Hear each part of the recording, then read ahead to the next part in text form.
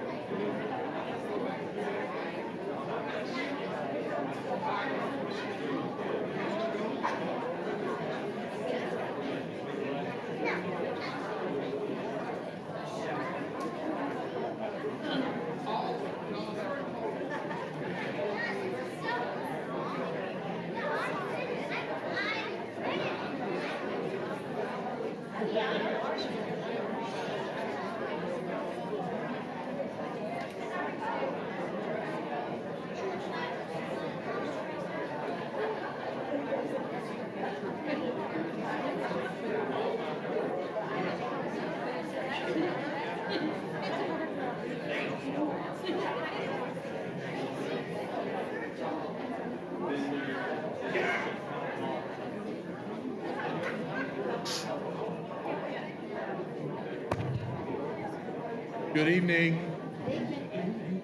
Good to see everybody this evening. Hope you're doing well. It's time for us to begin tonight, our Wednesday night Bible study period. I want to give you some updates on some announcements. Michelle Queen, that's Billy's wife, has returned home. She's the one that's been recovering from a stroke. We want to remember Joe Baker. That's Mary Sue Bragg's brother. He has been diagnosed with prostate cancer. He will have some scans done to make sure that it is contained, and then they will talk about radiation treatment for him. We have been praying for, and many of you already know this, Shannon Irwin is still struggling again with cancer. Let's keep that family in our prayers as well. And Carol Reed is recovering at home. Let's keep all these in our prayers this week as they deal with the struggles that they have with some illnesses and some recoveries that they're going through. Don't forget that, or put on your calendar, that on March the 16th, we had to cancel or postpone our fiesta night. So that's going to be Sunday, March the 16th, after our 5 o'clock worship service. And please bring desserts for that if you're coming to that. We appreciate that. Many of you know this, but you've been going and you've been looking at your directory pictures. For those of you that have taken pictures and you've got an appointment to come back, either you did it today, you're coming tomorrow, or you'll be next Wednesday on the 12th. Just a reminder, everybody gets a free picture for going and doing this, but you only get it if you show up to look at your pictures. If you don't show up to look at your pictures, your free picture gets discarded. I don't know where it goes, but it goes somewhere that I'm not going after it, and we don't know where that is anyway. So come get your free picture. There is no pressure, please know that. Come look at your pictures. You can pick out whichever one you want in the directory. So you want to do that, and then you get your free picture as well. So you got that? You're coming tomorrow, you're coming Wednesday. Next Wednesday, to get your free picture, you got to come and look at the ones that they had taken for that. The senior group, I got this from George, on March the 11th, you will be going to Cajun Steamer Restaurant in Franklin, Tennessee. Put me down for that one. I think I'll ride with you on that one. There is a sign-up sheet in the foyer. Please sign up so that he will know the number that will be going. The vans will leave the parking lot at 4 o'clock, Tuesday, March the 11th. And as always, if you got any questions about that, you can see George, and he'll answer any of those questions as well. Sign-up sheet is in the foyer. Tonight, we continue our grief series. Put this on your calendar. This is not the last one. We're going to extend one more week. So Bill will do tonight, and Bill will do next Wednesday night. We're continuing it one more week. He'll tell you more about that, I'm sure, when he gets up here. So we're thankful that Bill's been able to do that. It's been a good series, and he'll go one more week after tonight. Before we go into that, and before we dismiss to our classes, Marvin Dorton will have our opening prayer here in just a moment. Marshall Colley will dismiss us to class. Tane's going to come lead us in a song. I'll have the quick devotional, and then we'll be dismissed to our class.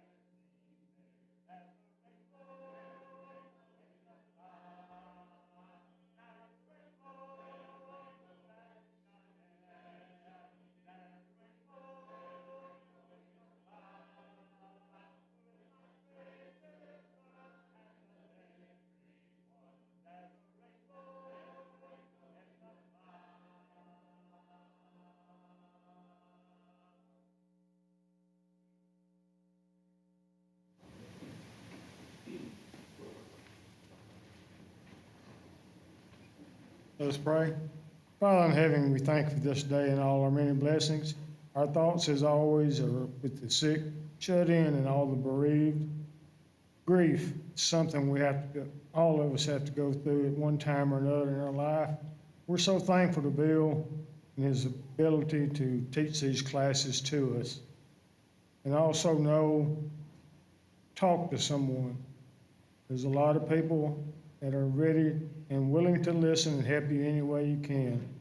And also know that God always listens. And you can go to him at any time during prayer for any of your struggles or other problems. As we go through the rest of this service and through the rest of the week, guide, guard, and direct us. In Jesus' name we pray. Amen. Toward the end of the Old Testament, there's this book of Amos. Maybe you've read it, maybe you've heard of it. Book of Amos is Amos the prophet pronouncing judgment against the children of Israel for once again, their unfaithfulness. And just one verse that I call your attention to is Amos chapter 4 in verse 12. And at the close of verse 12, you find that phrase, prepare to meet your God. He pronounces all of the things that are going to happen to them in the previous chapters before that. But there is that famous words, prepare to meet your God. There are so many people who are walking around every day who don't think that there is going to be a day to where the Bible talks about prepare to meet your God. With what is described in the book of Amos, and though it's talking to the children of Israel and their unfaithfulness, could so very easily be carried over into the New Testament and apply to each and every one of us as well, could it not? I mean, there are so many people who just don't believe that God is actually going to do what all of the entire Bible says that God is going to do. It's like all of a sudden, in the end, God's going to say, I have changed my mind. The Bible tells us that God won't do that. The Bible also says God is not a liar. So therefore, we know that God is going to do what God is going to do. You know, a preacher went to see a member who wasn't very faithful, hardly even faithful at all. And he walked into the house and they sat down and he said, I just want to ask you a question. And he said, sure, what do you want, preacher? And he said, when did you start not liking Christ? He said, well, I like Christ. But when did you start not caring about God? Oh, no, I care about God. Well, when did you stop caring about church? Oh, I care about church. Oh, so what will it be like when you do stop caring? See what he's talking about? So many people wandering through life, not realizing that God is going to do what God is going to do. One of the saddest songs in our song repertoire that we have, I would say books, but there are no books in here. One of the saddest songs that I believe we ever sing begins like this. Careless soul, why will you linger, wandering from the fold of God? Hear you not the invitation? Oh, prepare to meet thy God. And the chorus of that song, careless soul, oh, heed the warning, for your life will soon be gone. Oh, how sad to face the judgment, unprepared to meet thy God. Are you prepared tonight to meet God? You know, we're talking about grief. And Bill has explained to us very well that grief takes on many different forms. We grieve the loss of a loved one. We grieve the loss of a job. We grieve the loss of many different things. Let me tell you something.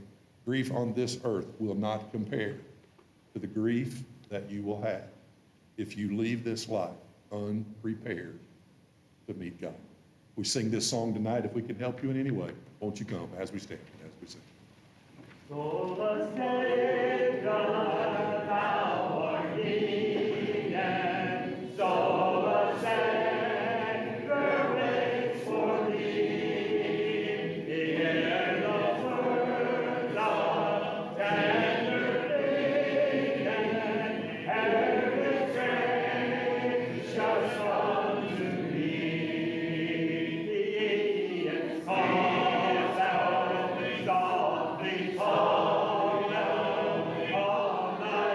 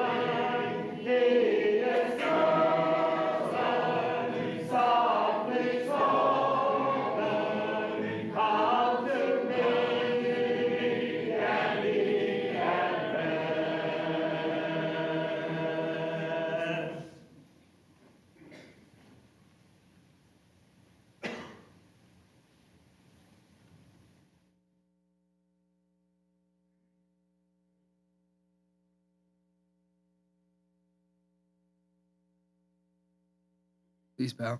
Lord, thank you for this moment today. Thank you for letting us all be able to come here, Lord, and worship you.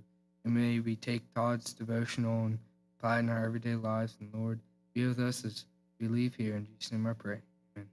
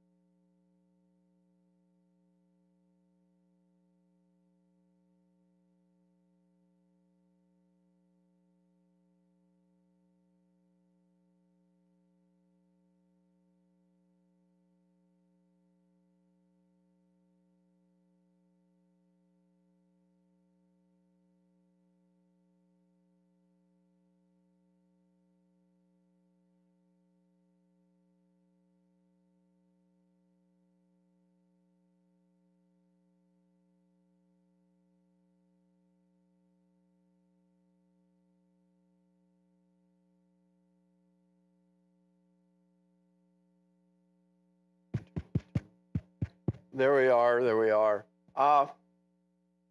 Going to be doing some last business first tonight. I'm handing out tonight's lecture stuff, and if you're looking through it, I'm going to get you. I don't want you to look at it till you get home, or until I tell you to turn a page.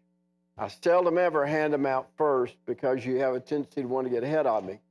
And I always want to know how the story ends before I read the body of the story to find out really what led up to the end of the story. So I want you to get the end of the story for sure. If you don't mind, just kind of hang on to those. That'll complete the ones that we have to give out. Number 2, Craig Shelton, I think, is somewhere. Let me tell you what we're going to do tonight.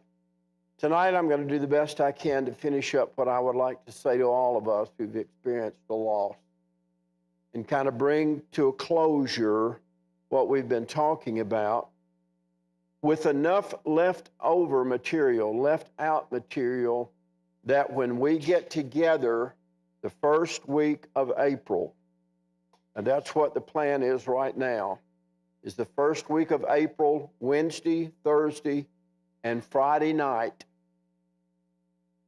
first week of April. And we'll probably get together from somewhere around, I'd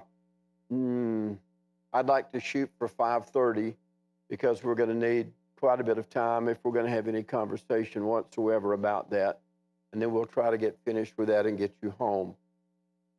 What I'm getting Craig to do, Craig is going to hand out a card if you would like to have a copy of half of next week's evening closure to this series.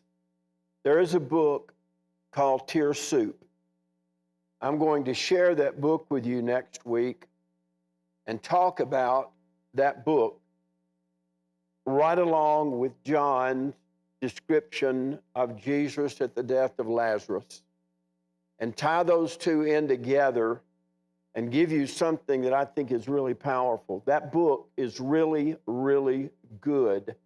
And in that book, I can speak to those both who are bereaved and those who know someone who is bereaved, who thinks that they are a place in life that they can be helpful. Now, if nothing else that we learn this time that we're together, how to help one another through this situation is incredibly, incredibly important. So next week is just going to be a night about how we can help our neighbor with information that we've acquired, whether we want it or not in life, and how we can use the example of Jesus Christ to do that. And you'll find that this is not preachified. This is just as human reaction to something bad that's happened as there could ever be. And the story of Christ in that lesson about Lazarus is really, really, really valuable, and that's what we'll look at next week. Now, I've got cards from most everybody. Craig, where'd you go? Craig's going to hand out a card to you if you would like to have a copy of this book, because this eldership has been so kind in being willing to do anything that we need to do. And if you would like to have a copy of Tear Soup, if you've experienced a loss, and most 90% of us folks that are in this room have, or if you haven't and you would just like to know what to be expecting should one come, or if you would like to help someone through that journey, this book is excellent. We need your name and we need your address. And if you remember to write book on it somewhere, that's fine.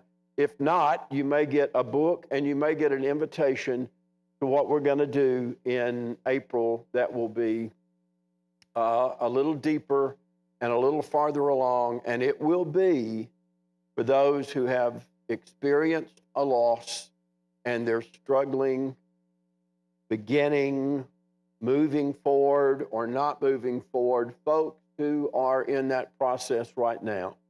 That's what that time together will be. That way we'll have just those of us who are dealing with it and not necessarily those who are seeking to learn how to help someone through it. This will be a very personal time that we want to be free and open to talk and share. Okay, the chief elder this month, whenever, says that the there'll be baskets out front. Be sure to put them in there. Be sure to put them in there. Did y'all get one? Okay. It ought to be in everybody's library. It is just, I have 300 of them. Not until I read this book did I find what I was looking for. I have 300 other books, the majority of which I hope are in the church library somewhere. And I've got another box and a half that I'm going to bring over, I guess, and put in there eventually.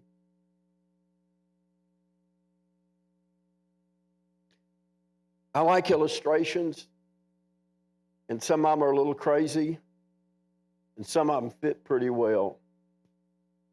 Whenever loss comes, it leaves us in a very open space. We don't necessarily know where to turn. We don't know what to do.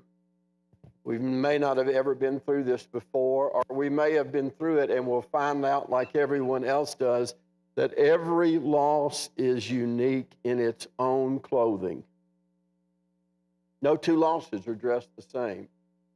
Even if it's a brother and a brother that you're left without, those losses are never the same. They're different ingredients that make those painful experiences what they are.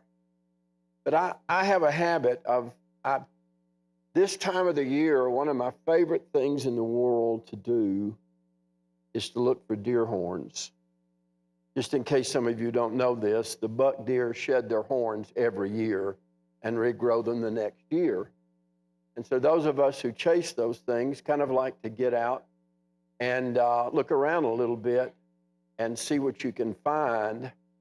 And this year has been kind of a unique experience for me, because what you really just start doing is looking for a shed horn. Now, if you're in the bereavement process, you are looking for something that you can kind of hold on to, something that you can get a grip on. You know, if I see a good deer, I want to know if it's there next year, so I start looking to see if he might still be alive this year. Sometimes I look and I look and I look, and I'm doing that right now at Wolf Creek whenever I get a chance, because of one deer. But I haven't found no sign that he's there. Talked to all of my neighbors. As far as I know, he's still there. But I just kind of need a sign. It will help me if I can find something to hold in my hand. And in the process for looking for that deer, I ran up on I ran up on another shed out there. And I love finding them. I love holding them. I think they're pretty.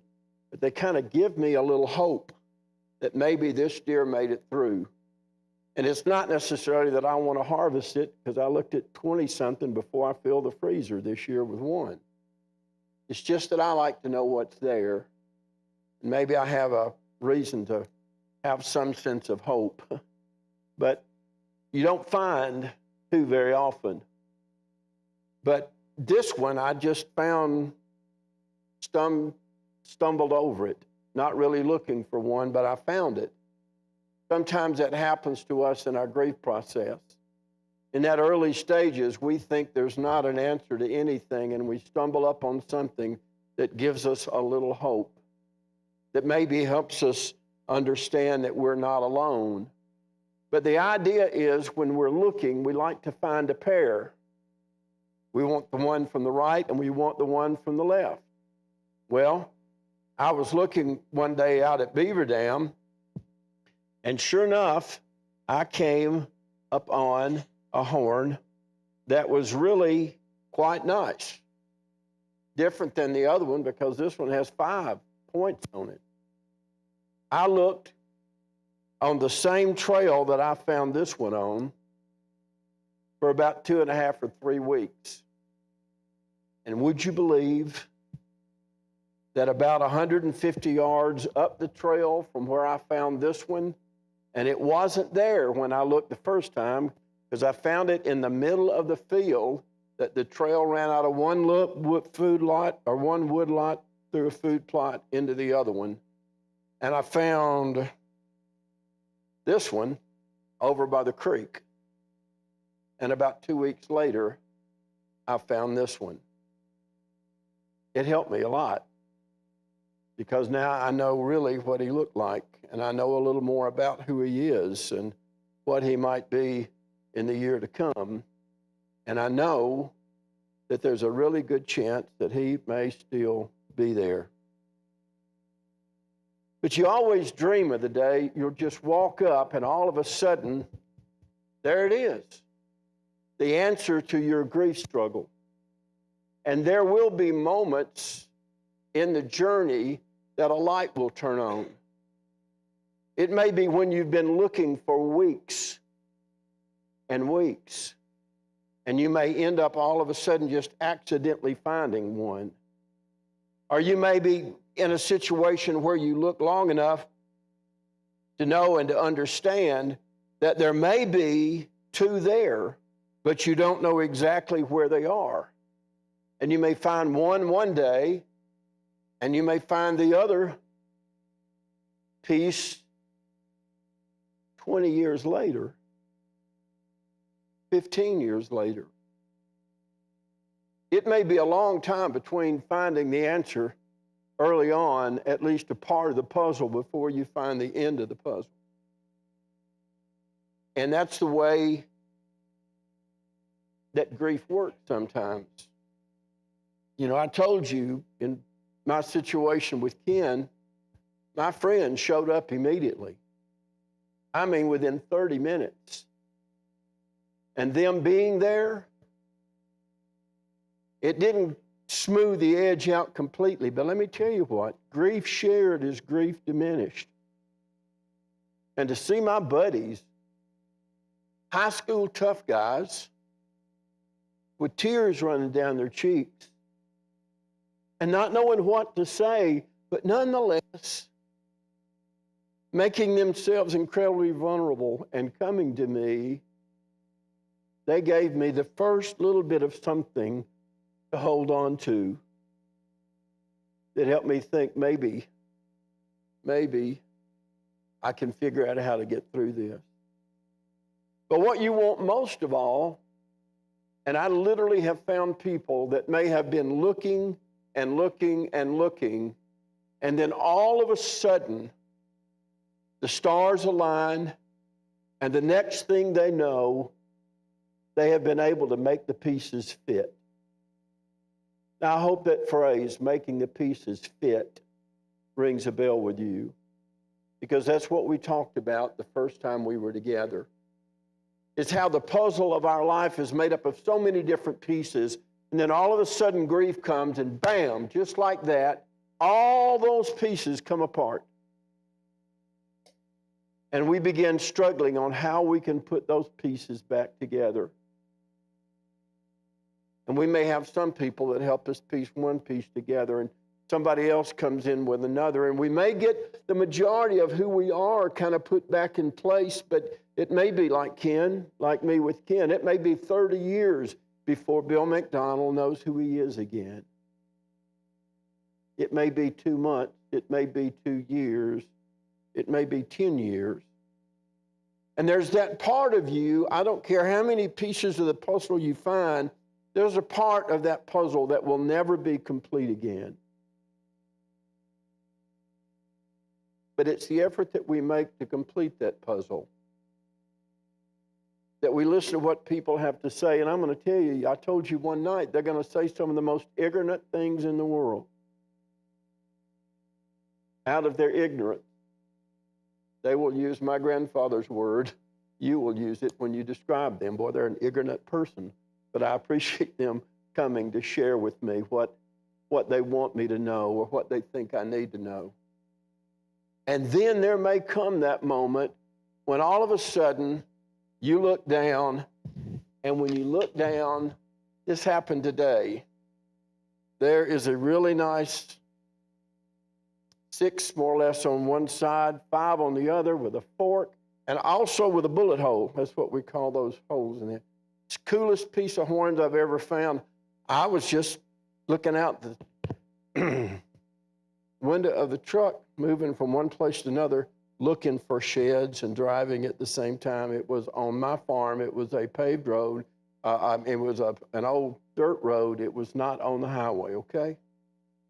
And I look out and I see that part sticking up, just the tip of the iceberg. And I went running up there and I picked it up and said, that is the coolest horn. Look at that. Man, that's so cool. And I turned to go back, and laying right beside it was that one. And I almost missed it because I was so excited about this one. But with both of those, there just is this sense of completeness. Now, have I ever seen this deer? No. Will I ever see this deer whole with 2 new horns and in the flesh? I don't know. But there's a hope that he might be whole again, and that I might get a chance to see him. Grief is like that. It's putting the pieces together to give yourself an understanding that I'm making some progress. So I want you to kind of fasten your seatbelts, because we're going to take off 90 miles an hour. And I'm going to touch on just a few things as we work through this. Why does it hurt so much? One of the keys to that is, how emotionally bonded are you one to the other? How emotionally tied are you? Is the relationship between 2 brothers who have families as close as the relationship between a mother and a father and their child, or between a husband and a wife? Not usually. Not usually. But that degree of emotional bond is so incredibly important. How are you tied to your loss emotionally is a bell ringer. That is the best thing I can think of to describe what kind of struggle you're going to have. What kind of struggle will be yours to complete on this journey where you finally get all the pieces fit together. Secondly, and it's on the handout if you're looking at it, how the loss occurred and what type of loss it is will have an influence on your reaction. What were the circumstances surrounding the loss, and how much advance notice did you have that it was coming? Now, you think about those 2 things, and you will understand why that immediate loss can be so incredibly difficult to fit in and put the pieces back together for. Number 3, how does this loss fit into everything else going on in the life of the survivor helps to determine much of the impact of the loss. Timing is a big, big deal.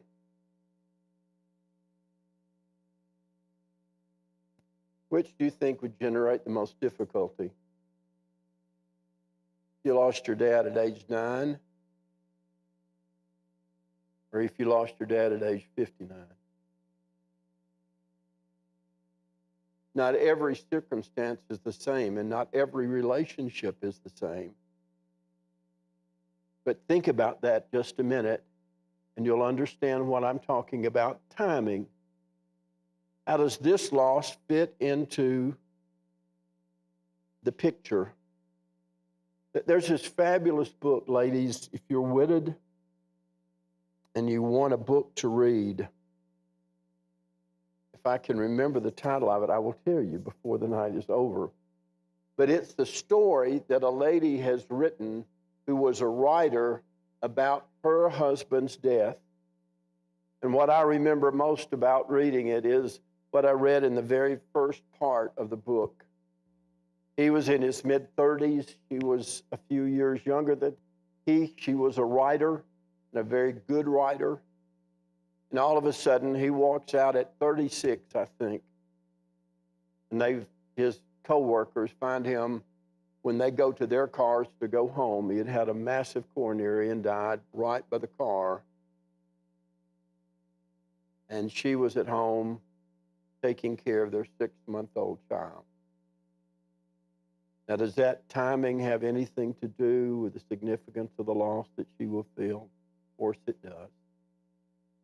How does this timing all fit into your life and what's going on? Number 4 is this. How you have handled loss in the past will affect how you deal with it in the present. How have you been taught to grieve? How have you been taught to grieve? If you watched your grandfather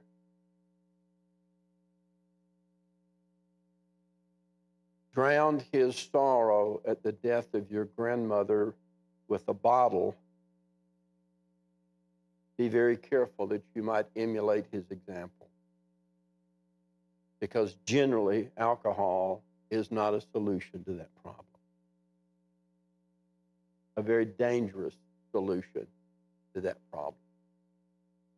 So how you have been taught to grieve, if you've happened to have another very dangerous methodology for being taught to grieve, is to go on like nothing's happened. Just to press right on down the road like nothing's going on. Creates an immense problem for those who are suffering and languishing in grief because they think that you're the closest one to the loss and you have just the wings to fly like it never happened. Well, they may not see you at home when you cry yourself to sleep at night, or when you're not able to sleep, or when you have some real difficulty to deal with. They may not see you at home listless. They may not see you sitting in the chair with the windows closed. They just may see you out with your good face on, going about what's going on. So when you think of that, you think of that particular situation. How the individuals that handle loss in the past will affect how they deal with it in the present. If you've been taught to handle it that way, then you may have a very difficult time. That is hiding your grief from those who are around you. So these are 4 of the reasons that it hurts so much. And we can talk about a lot of others, but those 4 seem to be the main thought behind all of that. Quickly turn over to grief reactions. The grief reactions go something like this. They're emotional reactions. Depression, withdrawal, suicidal thoughts, numbness, fear, guilt, powerlessness, frustration, resentment, anger, blaming. Then there are behavioral, selfishness, egocentric focus, verbal incoherence, very distracted thought pattern, short attention span, some sort of confused behavior, regressed actions, acting more childlike, showing a greater dependence on perhaps someone than you've ever shown before. It can be a loss of interest in, which is behavioral, or overprotection of children in the family, becoming obsessed with being sure that they're taken care of and all right. And it may be an overprotective nature that we have. Auditory and or visual hallucinations. I love getting together in a small group and ask that question, because everybody will look at each other like this and nobody wants to answer the question. And somebody will finally say, I know I heard her rocking in her chair night before last, but when I got there, she wasn't. Auditory, and sometimes even that sense of visual hallucination where you think you see them. And then there's also behavior where you become so self-impaired, you're not fully complete, you're not who you were anymore, and therefore you may begin to think less of yourself. Because admit it, folks, most of us who are joined at the hip change when someone dies. But how we make that change and how we proceed forth from there will have a lot to do with how we perceive ourselves and what we perceive ourselves as being able to handle. Then there is the physical grief reaction: sighing, shortness of breath, not eating, weight loss, headache, sleeplessness, dehydration, a loss of energy, feelings of weakness, fatigue, apathy, gastrointestinal problems, and then illness. Did you know that you're about 45% more likely to have an illness after the death of someone you love than at any other time in your life? You're more likely to get sick with the flu. You're more likely to do this. You're more likely to do that with just the little illnesses because you're weakened. A loss of sleep, a loss of appetite, a loss of outside experience. You're weakened by that experience of loss. I don't know why weight gain is not in this, but weight gain is often very present in the loss of someone. My example, when my mother was so sick, was my happy food. I ate about 1.5 gallons of either Music, Sydney Madness, or Moose Tracks that Pure Dairy makes about every 5 days. I ate ice cream every night. I stayed at the house with Mom every night. And shortly thereafter, because of that habit, I weighed 196 pounds. And it was a little while before I finally decided to get off that boat, and I lost to 175 pounds. Man, I really didn't feel there, but gradually at about 181 or 2, I reached my happy place again. Because it can affect how we react, and the physical manifestation of our behavior may help us become someone later that we weren't. In other words, someone told me there's a whole lot more of you since your mom died. And there was a lot of truth to that, about 25 pounds more.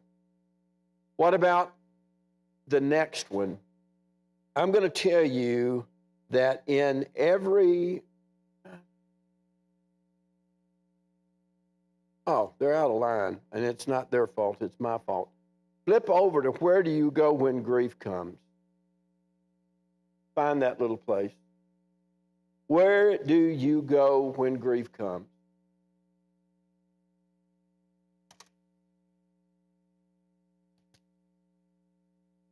I have this illustration that I use, and when I use it, it'll make some sort of sense to you. Some grief rooms are very large. Outside the door of some grief rooms, there is a welcome mat. And the door in that grief room more than likely is open. It's got a doorknob on it. Not that it really needs to be used, because you're always welcome inside this grief room. If you look inside this grief room, there has a tendency to be a couch, a couple of nice chairs, a couple of very hard hickory-style chairs, a light table on each end, maybe a television. Maybe that grief room is very open and inviting. And if you walk up on that porch and you knock on that door, come in, come in, come in, you're welcome, come in, come in. And you're allowed to come in the grief room, but the chances are very good you'll be told to sit down in one of the harder seats. Because while they want you in your grief room, they don't want you to be comfortable enough to stay unless they know what you have to say, because so many different things have been said to them. So many hurts have come. So many struggles have been started. But yet they are anxious to have somebody with them. And so they invite you in. If they sit there long enough that you think, I'd kind of like to have them stay, they're kind of helpful. I'm feeling better just having someone to talk to. And you go in and you make a pot of coffee and you bring out some gingerbread cookies or chocolate chip cookies. And you begin to share those. You might sit it down on the coffee table, which is right beside the couch, and the easy chairs on each end. And you kind of are going to move them. Why don't you leave there and come sit a little closer to me so we don't have to talk as loud? Because you have found their welcome in your grief room. And inside that grief room, having someone there to fill some of the void, even if it's just for a moment, and to remind you that you are still human, that you do deserve respect, that you are willing to listen to what's being said, and you're very thankful that what they have said is full of consideration for how you feel and what you're going through. Yes, you come in and sit down, and let's visit. But now, on the other hand, there's a grief room that looks something like this. It's about this big.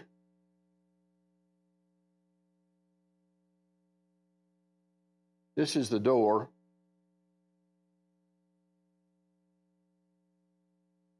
There'll be no see-through. There'll be no doorknob on the outside, because you are not welcome in my grief room unless I personally invite you in. Do you understand?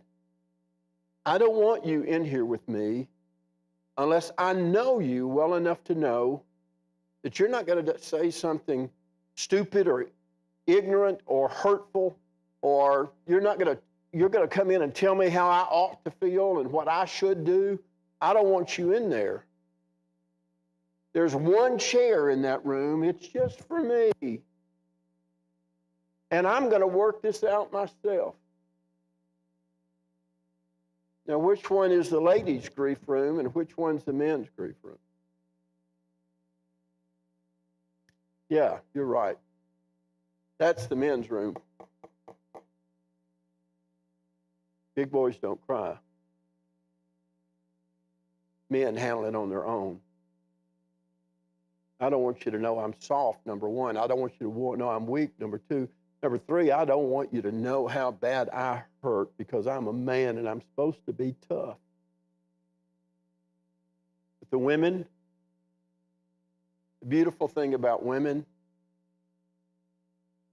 is that they understand better, because usually there's less competition between woman and woman than there is between male and male. It's been that way since the creation of the world.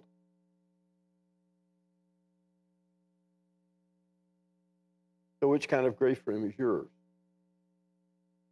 So that's the point of all this. But more importantly than that, is the person that you care about and love in the large grief room, or is it in the tight grief room?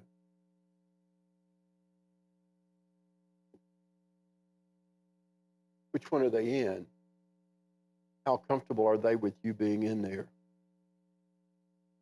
I've learned when I've said enough And I've learned when to get up and leave or say, if you want to talk again, please call me.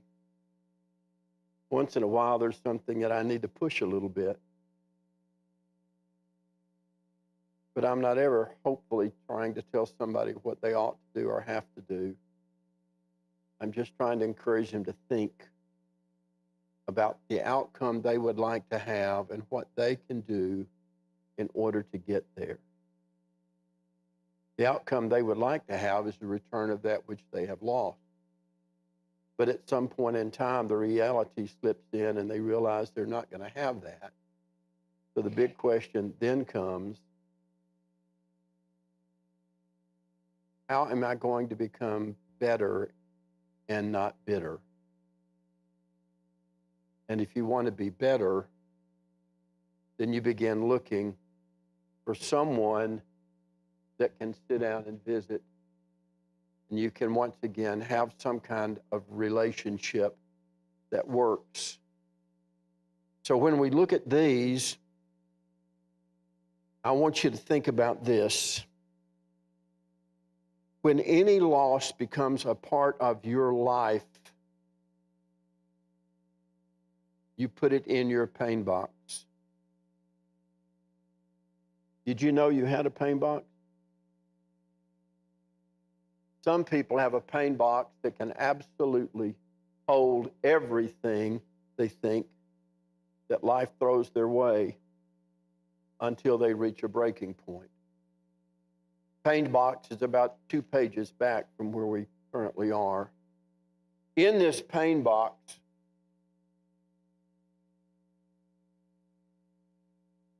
when we experience a loss, we not only build our own unique grief room, we vary the size and shape of our room according to our individual nature. The design and contents we choose reflect our personal feelings and comfort levels.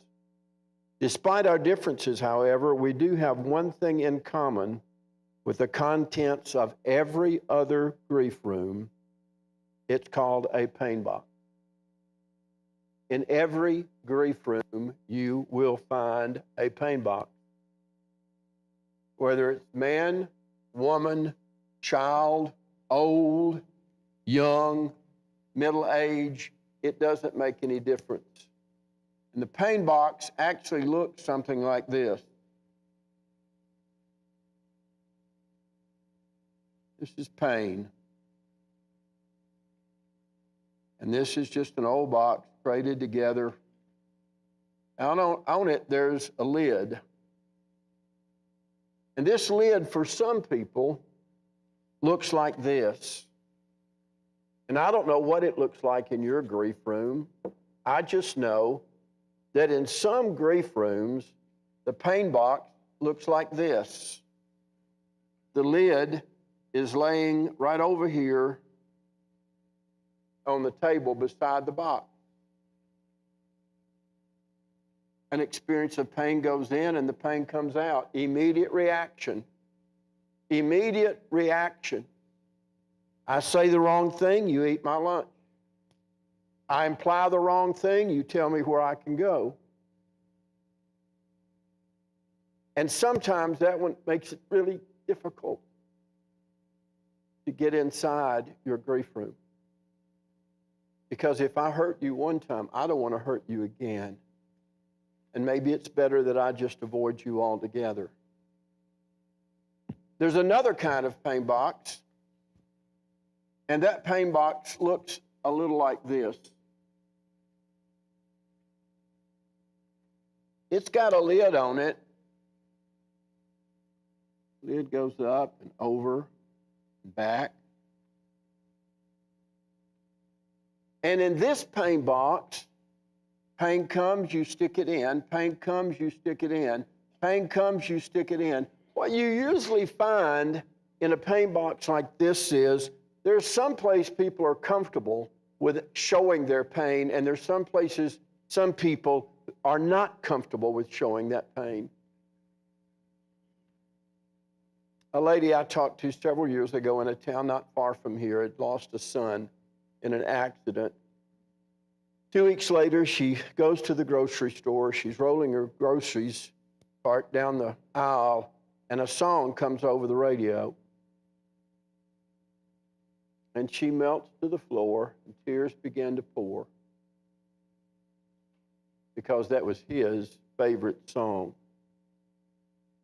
She was very uncomfortable, crying in the middle of the grocery store floor. And when she got her breath back, left the cart where it was and right out the front door. Why?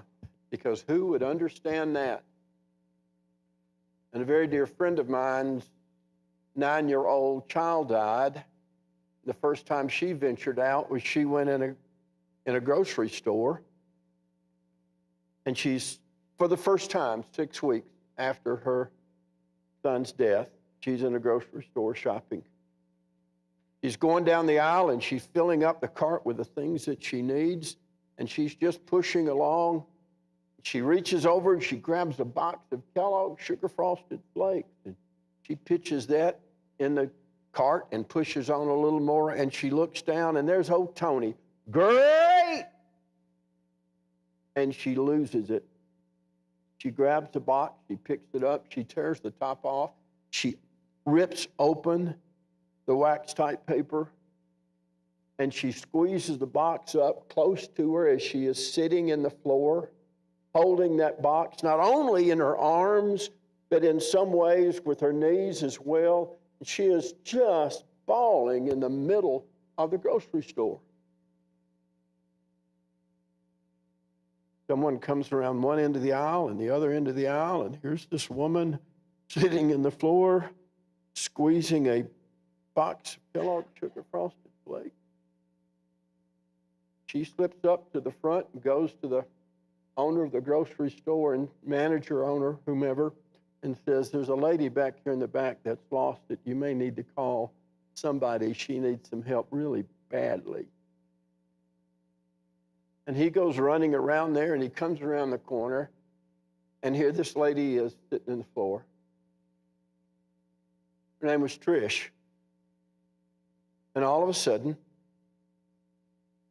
he reaches over and grabs the stock boy's cart that's behind him and blocks off one end of the aisle. And he motions to the stock boy on the other aisle down past him that is co-joined with this one and tells him to block it off. And the manager of this store goes walking back there, gets down on his knees, and wraps his arms around Trish and sits down, and literally sitting his legs on either side of her with her knees pulled up close, he reaches out and puts his arm around her, and they just rock back and forth on the floor. And finally, the tears just come, and in a matter of minutes, the wave is over. And they sit there and talk for a moment. And he walks with her as they finish filling the basket with what they need. They go up front, and he takes her over to a counter by herself, checks her out, and she goes home. What might you know about the owner of that store?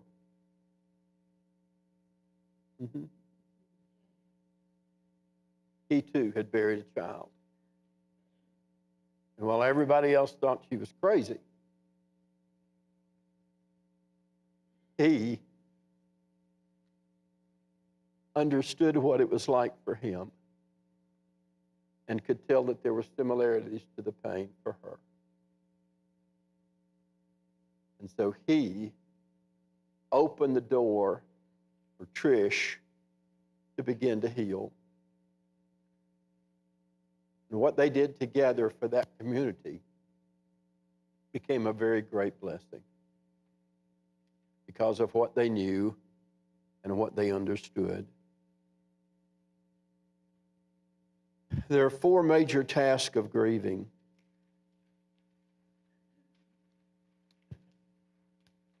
Number 1 is accepting the reality of the loss. When it becomes real enough to understand that we can't fix it, change it, rearrange it, redo it, remake it, start it all over again, when we get to the point that we really understand that, Then we are baseline, ready to do what's next. And next is experience the pain. We experience the pain physically, aching, hurting, sleeplessness. We experience the pain mentally, can't concentrate, can't think, can't see to tomorrow. We experience the pain emotionally. We may cry at anything or absolutely nothing at all. But I'm going to tell you something. For this old boy, nothing has been much better than just one real good old snot-slinging cry, where I can just pour it all out. And when I get it out, well, I can get up and go on for a little while. And it may be that I run into somebody else who needs one, and we can share one. And then we both get up and go a little farther, and that's how we begin to move through this. But we have to be willing to experience the pain and not avoid it. Then we begin to love how to adjust to the environment where the object of our affection is no longer present. The only time I can ever remember yelling at my mother was coming home from Camp Maribah and going in Ken's room and finding that Mother had packed up all of his stuff and was getting it out. And I lost it. Yelled at Mom, "What do you think you're doing? What do you think you're doing?" And the last thing going out of the door, I remember it so vividly. I looked at her and I said, "Oh, he's going to need that when he comes back." She went like this. And you might say that mother and son had one of those good old snot-slinging cries together. Because coming home from camp, somehow there was a part of me that said he would be there. Even though I'd been without him all week long, and he would have been there. He was the one to blow the trumpet reveille in the morning and taps at night. So it fell on me to do that because we both could play the trumpet. I could blow reveille in the morning. It's time to get up. It's time to get up. It's time to get up in the morning. But I couldn't blow tap. Did not make it through the whole thing. One time. And 5 tries, 6 tries. So we have to experience that pain.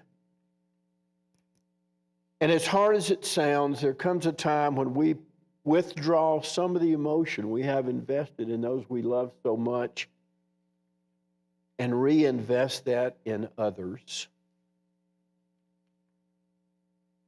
Compassionate Friends, a unique group who ministers to bereaved parents.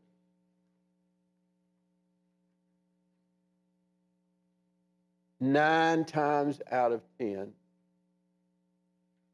the group will be begun by someone who's lost a child, and they are 3 or 4 or 5 years down the road and realize how nice it would have been to have had somebody else to listen to what I needed to say. And they will start a chapter of Compassionate Friends. I've seen some marvelous things happen with that group. Spoken to them in a lot of different places. National Convention in Gatlinburg, Tennessee, once upon a time. And what I learned in those groups are the parents that survive and thrive, accept the reality of the loss, and the parents who struggle for years on end are the ones who are still miserable and get really angry when you talk about moving forward. So those are the things that are there. And the bottom line is there's so much more that I would like to share with you. Things like the love quotient. The love quotient just means I have so much love to give, and I have so much love I need. And when I lose that connection with the love that I'm giving, say, to my spouse, then all of a sudden she's not there. I have a need to give that love away. I have a need to share. I have a need to be loved on the other side. I have a need to be loved. And what I have found is love is nothing till you give it away. And when you begin to give it away, whether you're working with a group of compassionate friends, whether you're working with a group of widows to widows, whether you're just sitting down with a group of friends talking about it, the next thing I know, that love quotient's filled up from the other side.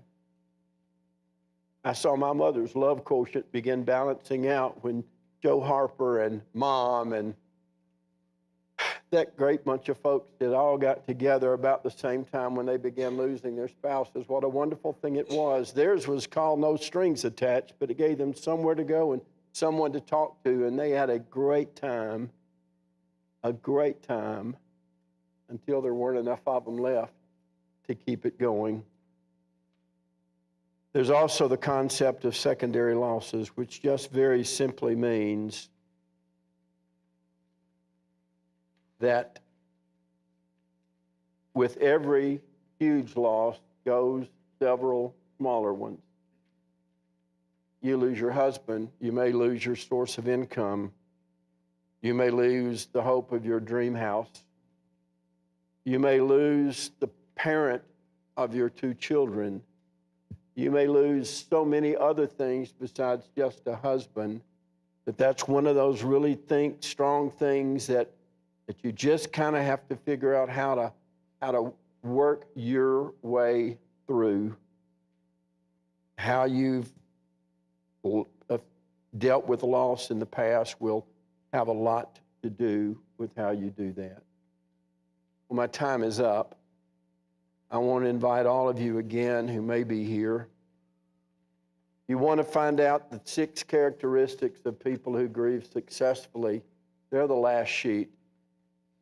And in the grief workshop we do, of all the things we point to, is we point to beginning the steps to get to that particular place where you can begin to be successful in your loss, where you've been able to say goodbye, where you've been able to figure out what you can do with it in helping other people, or in just resolving your situation in your mind and in your heart and in your spirit and in your soul. There are 6 things they do. Read them. I don't care whether you've never lost anyone or not. Read them, because they will certainly help you get some picture on what people do. Again, I think it'll be the first week in April. If you've turned in a card and you don't hear anything by the last week of this month, and you call me or call the church and get on the list. If you're not on the list to be a part of our grief group, if you'll just find another attendance card, turn it in and just say, want to be part of the group, and circle that, then I'll keep you informed on what we're going to be doing then. You guys have really been wonderful, and I appreciate so much your patience. You bow as we pray. Father, so much to do and not so much time to do it. Sometimes that's just the way life seems. And I pray, Father, for everyone gathered in this room, especially for those whose hearts have never been deeply touched by a loss that seems unbearable. I pray that you will help those of us who are there to be patient and understanding, but yet willing to listen and listen well. And I pray, Father, that all of the folks who signed the card wanting a copy of Tear Soup will take the time to read it and learn from it. Because if you haven't experienced loss, Father, that is a great way to have some idea what you can do to help. Teach all of us, Father, and help us to be patient in our listening, swift to listen, slow to speak. Grant us the courage that we need to accept life as life comes. And help us, O Lord, take the losses in our lives and figure out some way to bless the lives of other people with them. We're thankful, Father, for your Son, Jesus the Christ. We're thankful for his love for how he teaches us and what he teaches us. And I pray, Lord, that we might lift up one another along life's journey. In the name of your Son, we pray. Amen. Oh, I just kept you 7 minutes longer than I should have. You know how unusual that is? You're welcome.